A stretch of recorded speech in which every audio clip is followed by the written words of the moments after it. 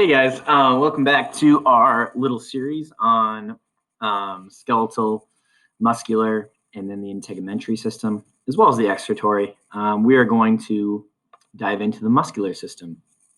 So you've already learned about the skeletal system, and now basically the skeletal system, if you don't remember, is all about setting up structure and function for us, not structure and function, but providing structure and support and protection for our body. Whereas our muscles are now going to take that structure that is provided by the bones and now give us an ability to move. Okay, so movement is very, very key. If you think muscular system, you got to think about moving. Okay, you flex your muscles, okay, and it's actually going to move things. All right, so you're able to you flex your bicep. All right, you can feel that muscle pulling up on your wrist, pulling it toward your shoulder, toward your body, even. Okay, and that's going to allow us to really maneuver around in the world. And so this is really, really, really, really, really important because we need to move and go get our food. All right, so interactions of muscles, bones, and nerves. Okay, this is kind of the process in which we move our muscles. So it all starts in the brain, actually. So these nerve cells communicate with muscle fibers, causing them to contract and do work. So the brain sends electrical messages from the brain to one of your muscles. Okay, so if you have your arm down by your side and you want to move it up, okay, you're going to need to send an electrical signal from your brain to your muscle, and it's going to tell the muscle to contract. And as it contracts, it's going to get a lot tighter, and it's going to pull using the tendons. All right, so the skeletal muscle, which is attached to the bone, that's a type of muscle, is going to pull on the tendons, which are found in pairs, which allow the muscle to pull on the bones and pull it up or push it away. All right, that's why they're in pairs. So that's why you can move your arm up or you can bring it back down.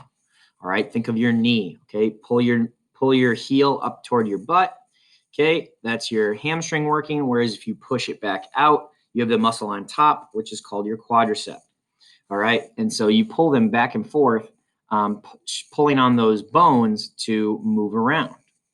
All right, when a muscle contracts, its length gets shorter. So when you're flexing, the length gets shorter, and so the muscle looks bigger because it's all squeezed up in one area. When it relaxes, it gets much, much longer. So if you straighten your arm out, your bicep is much straightened out. Okay, and actually the opposite side of your arm, your tricep, is now tightening up.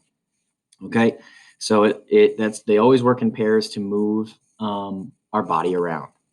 So here's my example that I was talking about with our bicep. Okay, the bicep is on top, whereas the tricep is on the bottom. So if you flex your bicep, you pull your arm up, okay, you can see that bicep tightens up and you're flexing. You can see the muscle is all put in one area, whereas your tricep is nice and relaxed on the opposite side. It's actually as long as it's going to be. Whereas if you straighten your arm, now your tricep is actually going to be the one that's flexing, whereas your bicep relaxes.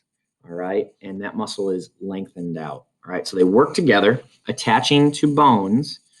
Okay, remember we call that tendons when they attach to bones to allow us to move the bones in our body and basically just move our body.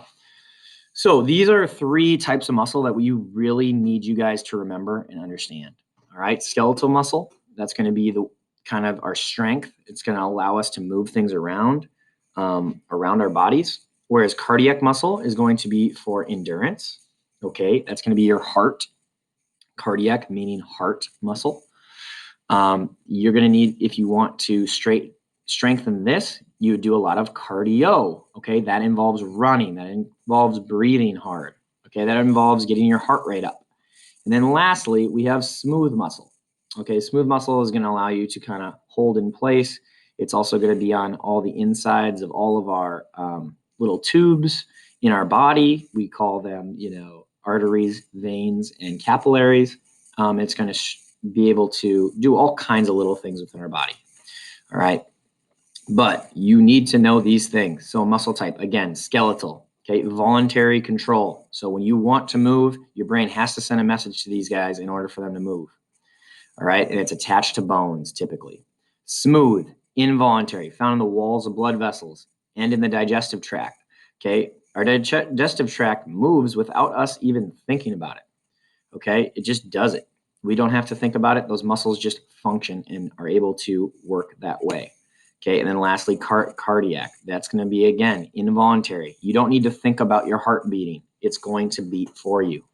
All right, that message is always sending an electrical message saying, beat the heart, keep the heart going, keep the heart going. Okay, so skeletal is the only one that's voluntary, and that has to do with all of our movement of our body, whereas all of our internal organs are going to function off of smoother cardiac muscle, allowing them to, we don't have to think about it. We don't have to waste brain power in order to figure out how to get those things operating. All right, so layers of smooth muscle. That's what's going to allow our veins, our small intestine, our stomach to move stuff around. So for veins, it's going to be a little bit of the blood, but more so we want to look at the digestive system, where we're able to contract our stomach, we're able to contract our small intestine and push that food around. You can see there's lengthwise muscles and circular fiber muscles. So we can squeeze and push at the same time to keep that food moving down the system. We're going to learn about digestive system in our second unit. Okay, so that's going to be toward the end of January. All right, so that's all we got for our muscles. Make sure that you go back and you write down all the information on this slide for sure. This is the most important slide of this slideshow, and understand how muscles are kind of working to move our body around. All right, I know this is a short video, so make sure you get all those notes written down and you are ready for the upcoming quiz. All right, guys, I'll see you later.